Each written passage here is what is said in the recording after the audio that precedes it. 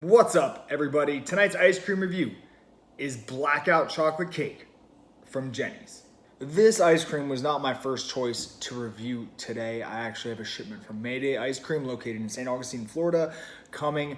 I thought it'd be here by now. It is not. I'm hoping that the weather delays have not caused it to revert to milkshake form, and I will not get a box of sadness dropped on my doorstep. But I digress.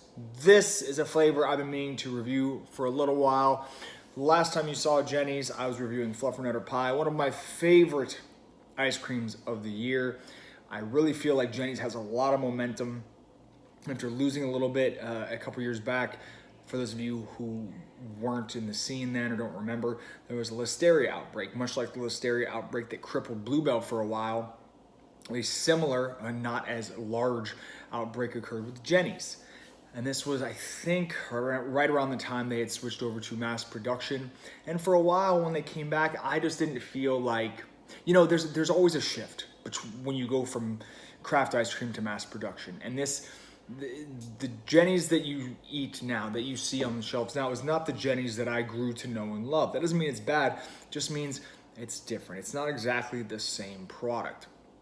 But when it came back, when Jeni's rose from the dead after their listeria outbreak, maybe it was just the flavors they chose to release, but it just didn't feel like quality stuff. I felt like the price wasn't worth it, because Jeni's is around $7 to $8 depending on where you purchase it at. However, I gotta say, the last few flavors I've had have definitely justified that price tag, at least for me anyways. Some people like watches, some people like fancy cars. I like food, so I'll spend a lot of money on food. This flavor is a chocolate ice cream with cake, extra bitter fudge, and chocolate pieces. Jeni's knows how to make chocolate ice cream. Askinosie chocolate, I don't know if they use it in this one, but Askinosie chocolate is usually what they use in their milkiest chocolate flavor, I believe it's called. Their dark chocolate ice cream, dark chocolate peppermint ice cream is fantastic. And I know this chocolate ice cream is going to be good. There's cake pieces, there's extra bitter fudge, which I love, guys. I love dark chocolate. I don't really like sweet chocolate. That's more of my wife's thing. I like the bitter chocolate sometimes. And there's chocolate pieces, there's extra bitter fudge, and there's cake, and there's chocolate ice cream. You got chocolate 4 ways. I'm excited to try this, but it is, like I said, $7 to $8. If you're like me, you probably are like me since you're watching this, and you like to spend a lot of money on food, good food. You're waiting with bated breath to see if this is worth your time, your calories, and your money. So there's only one way to find out, right? We got to scoop it. Let's go. Oh, man. Oh.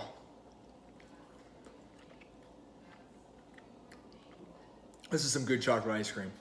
Yo, dog, I heard you like chocolate, so we put chocolate in your... Do you mind?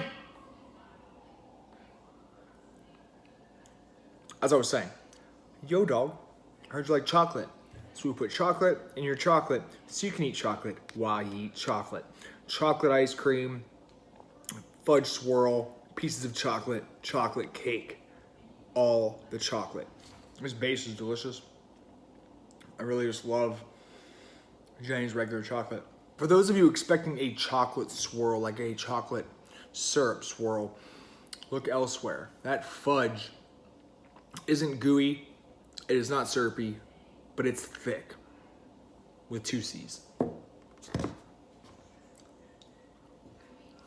Pretty hard to see everything going on, but those little chocolate pieces, you're not gonna be able to really taste the extra chocolate because it's just so much chocolate happening at once.